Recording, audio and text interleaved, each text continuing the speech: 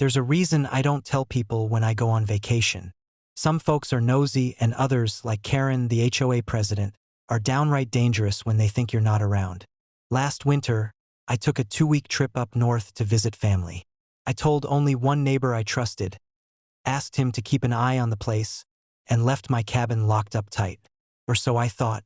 Halfway through my trip, I got a weird call. My neighbor whispered, "You're not going to believe this, but Karen's been snooping around your cabin. I saw strange cars pulling into your driveway every night. Looks like her whole family's staying there." At first, I thought he was joking, but then he sent me a photo. Karen's son tossing a football in my yard, while her daughter sunbathed on my porch swing. That was it. I packed my bags and drove 12 hours straight back home. When I pulled into the driveway the next morning, I couldn't believe my eyes. My truck barely fit between the cars parked all over my property.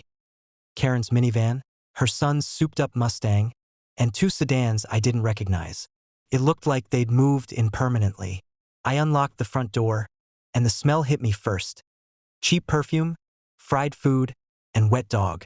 Karen's family was sprawled across my living room like they owned the place. Karen herself was in my recliner, sipping coffee from one of my mugs. When she saw me, her face drained of color. You weren't supposed to be back yet," she stammered. "Clearly," I said, setting my bag down. "Want to explain why you're squatting in my house?" She crossed her arms, trying to play tough.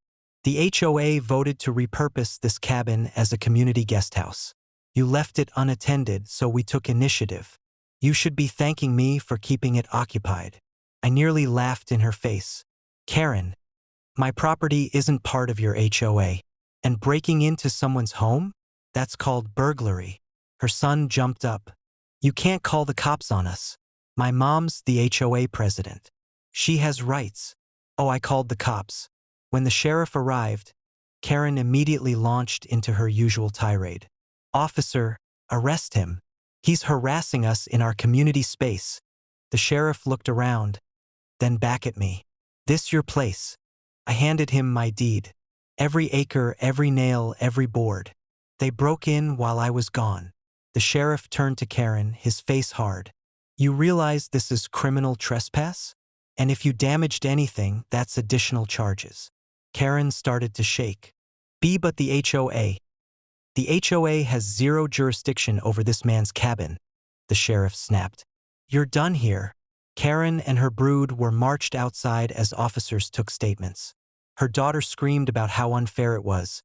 Her son kicked the dirt like a toddler, and Karen wailed that this was all a misunderstanding. But the best part?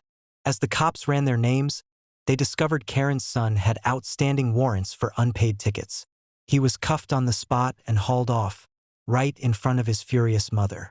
The aftermath was glorious. Karen faced charges for trespassing and breaking and entering. She tried to drag the HOA into it, but the board quickly distanced themselves. That was her decision alone, they claimed, throwing her under the bus. Neighbors were furious too.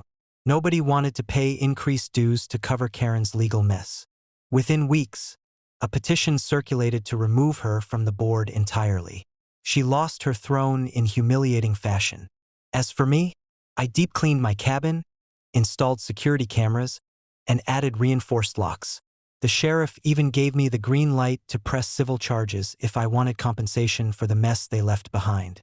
Now, whenever I step onto my porch swing, I smirk at the memory. Karen thought she could turn my cabin into her family's vacation home. Instead, she turned it into Exhibit A.